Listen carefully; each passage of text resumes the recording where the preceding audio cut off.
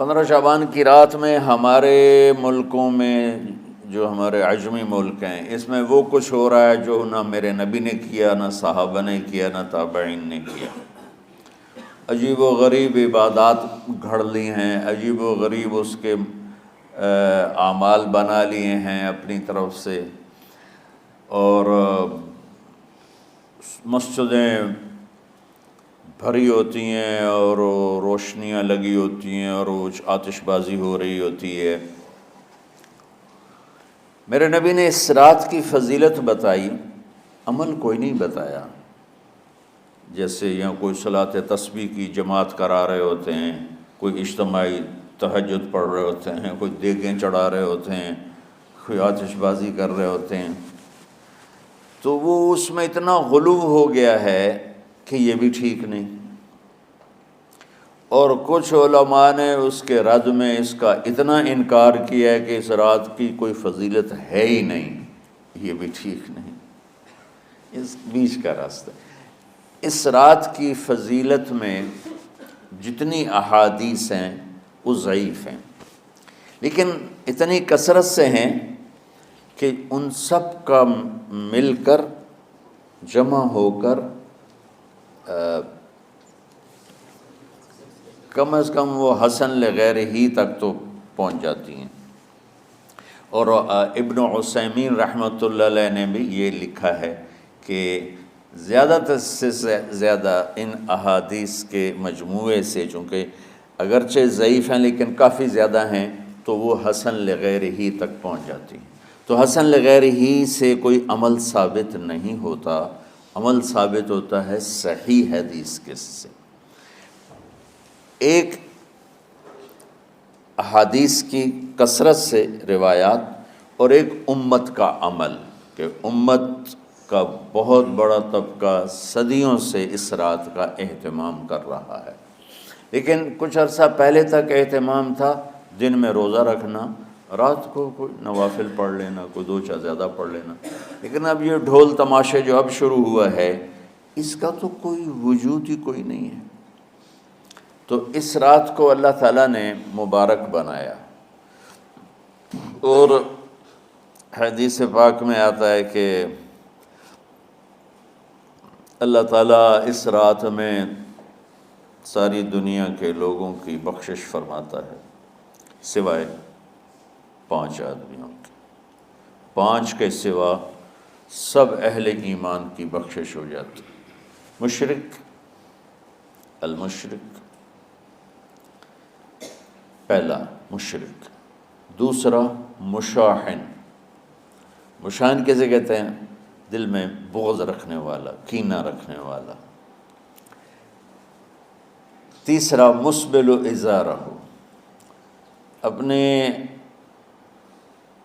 پاجامے شلوار چادر کو ٹخنوں سے نیچے تک لے جانے والا، لیکن ایک شرط کے ساتھ کہ وہ تکبر کی وجہ سے ہو، سستی کی وجہ سے ہے، غفلت کی وجہ سے ہے۔ چونکہ جب آپ نے ایک مرتبہ اس کے بارے میں بات کی تو حضرت ابوبکر صدیق نے کہا یا رسول اللہ، میری چادر، عرب چادر باندھتے تھے جیسے ہمارے پنجاب کا لباس چادر تھا، اب وہ کم ہو گئے، ہماری تو بزرگ عورتیں بھی اور مرد بھی سب چادر باندھتے تھے، شلوار کا تو کسی کو پتہ ہی نہیں ہوتا تھا ہمارے بچپن میں۔ یہ تو پھر آہستہ آہستہ جب تعلیم آئی تو شلوار دیہاتوں میں بھی اور شہروں میں عام ہو گئی۔ تو اگر وہ اس لیے لٹکا رہا ہے کہ طبیعت میں تکبر ہے، پھر اس وعید کا وہ حقدار ہے۔ اگر ویسے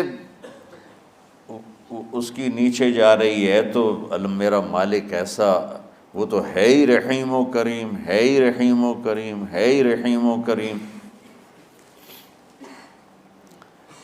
صرف شلوار نیچے لٹکانے سے وہ اتنی شدید سزا دے۔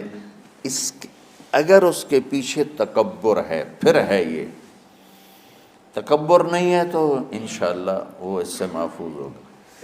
تو اپنی چادر کو لٹکانے والا، لیکن بشرط تکبر۔ کتنے ہو گئے؟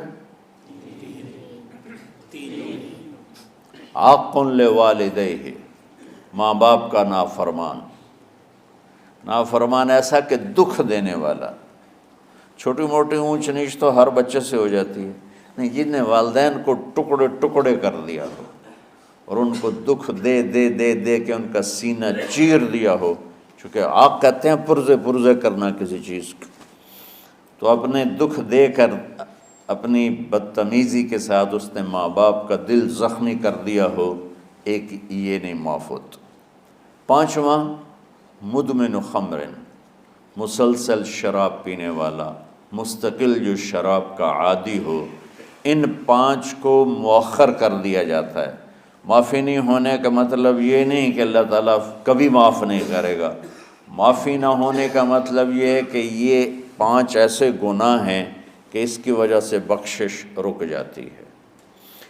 اگر وہ شرک سے نکل آئے، وہ کینہ سے نکل آئے، وہ تکبر سے نکل آئے، وہ والدین کی نافرمانی سے نکل آئے، شراب چھوڑ دے، تو ان کی بھی بخشش ہو جاتی. جب کوئی توبہ کرے گا فوراً بخشش ہو جائے گی. نہ 15 شعبان کی ضرورت ہے، نہ لیلۃ القدر کی ضرورت ہے، نہ بیت اللہ جانے کے ساتھ توبہ کی شرط ہے. جہاں بھی وہ بیٹھ کے توبہ کرے گا، جس لمحے میں کرے گا، اسی وقت اس کی توبہ قبول ہوگی اور اللہ اس کے پچھلے سارے گناہوں کو معاف فرما دے گا.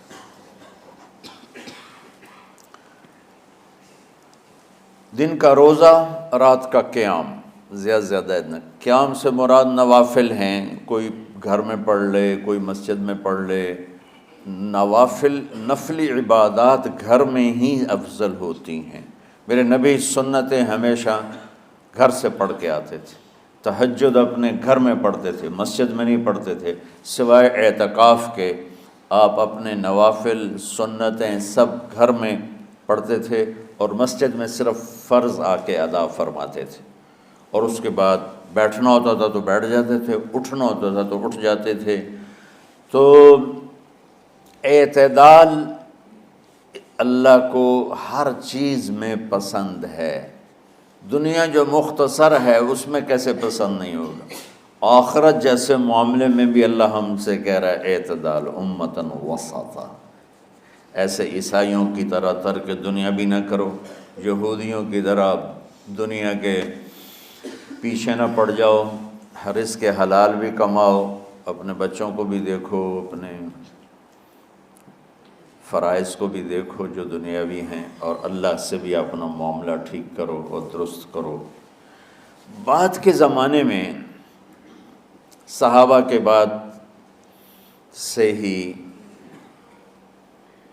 ایک انتہا پسندی امت میں آئی. ساری ساری رات جاگنا. فلاں بزرگ تھے وہ رسے سے اپنے بالوں کو باندھ لیتے تھے کہ نماز پڑھتے پڑھتے جب نیند آئے اور جھٹکا لگے تو رسے سے بندھے ہوئے بالوں سے اس جھٹکے سے تکلیف ہو اور ان کی آنکھ کھل جائے اور پھر نفلوں میں شروع ہو جائے. ایک فلاں بزرگ تھے وہ اپنے آنکھوں میں نمک کا سرما لگاتے تھے تاکہ آنکھیں جل جائیں، اس میں وہ جلن پیدا ہو جائے اور نیند اڑ جائے. یہ ایسے واقعات بھرے پڑے ہیں. فلاں بزرگ تھے، انہوں نے 30 سال عشاء کے وضو سے فجر کی نماز ادا کی. یہ اپنی جگہ پہ بزرگی ہے، لیکن یہ بھائیوں یہ دین ہم پیش نہیں کر سکتے. فلاں بزرگ تھے وہ 30 سال سے ستو کھا رہے تھے کہ روٹی کھانے اور ستو کھانے میں 70 دفعہ سبحان اللہ کا فرق پڑ جاتا ہے. تو روٹی کھائیں تو 70 دفعہ سبحان اللہ کم کہہ سکتے ہیں، اور ستو کھائیں تو 70 دفعہ سبحان اللہ زیادہ کہہ سکتے ہیں. تو لہٰذا انہوں نے کہا مجھے تو 30 سال ہو گئے، میں تو ستو کھا رہا ہوں، میں تو روٹی نہیں کھا رہا. یہ دین نہیں ہے. یعنی یہ وہ دین نہیں جو ہم انسانیت کو پیش کر سکیں. یہ تو لوگوں کو دوڑانے والی بات. یہ راہبانیت کی شکل ہے. یہ وہ دین نہیں جو ہم لوگوں کو پیش کریں گے تو وہ کہیں گے واہ واہ واہ واہ کیا دین ہے بھائی، قبول کرو. یہ ایک قسم کا غلو آیا. میں ایک حدیث سناتا ہوں، بخاری شریف میں بھی ہے، مجھے اب ہر شے بھول گئی. لیکن وہ ہے نہی الغلو، اس طرح کر کے آپ لوگ زیادہ جانتے ہوں گے جو پڑھ رہے ہیں کہ غلو سے نہیں۔ حدیث آپ کو سب کو یاد ہوگی کہ 3 صحابہ آئے اللہ کے نبی کے گھر اور پوچھا کہ اللہ کے نبی رات کیسے گزارتے ہیں؟ تو گھر والوں نے کہا سوتے بھی ہیں، جاگتے بھی ہیں، کھاتے بھی ہیں۔ تو وہ تینوں آپس میں کہنے لگے وہ تو نبی ہیں، سوئیں بھی تو کوئی بات نہیں، اور شادی ہے کوئی بات نہیں، ہم تو نبی نہیں، ہمیں تو کچھ کرنا چاہیے۔ ایک نے کہا کہ میں ساری زندگی روزہ نہیں چھوڑوں گا، ایک نے کہا کہ میں ساری زندگی سوؤں گا نہیں، ایک نے کہا میں ساری زندگی شادی نہیں کروں گا۔ تو دیکھنے میں تو واہ واہ کیا بڑی بزرگی ہے بھائی، بڑے بزرگ ہیں۔ ہمارے نبی کو پتہ چلا آپ نے تینوں کو بلا لیا، کہا تم مجھ سے زیادہ اللہ سے ڈرنے والے ہو، میں تم سے انا اتقاکم یا اخشاکم، الفاظ آپ لوگ کو زیادہ یاد ہوں گے لیکن مفہوم میں صحیح پیش کر رہا ہوں۔ آپ نے کہا میں تم سے زیادہ اللہ کو جانتا ہوں، تم سے زیادہ اللہ سے ڈرتا ہوں، میں سوتا بھی ہوں، میں کھاتا بھی ہوں، میں روزے بھی رکھتا ہوں، میں چھوڑ بھی دیتا ہوں، میری بیویاں بھی ہیں، میں اپنی بیویوں کے پاس بھی جاتا ہوں۔ تم دین میں غلو سے بچو، پہلے امتوں کو ہلاک کر دیا دین میں غلو۔ دنیا میں غلو یعنی انتہا پسندی، ایکسٹریمسٹ ہونا، دنیا ہو یا دین ہو دونوں میں اعتدال بچو، اللہ تعالیٰ کو پسند ہے۔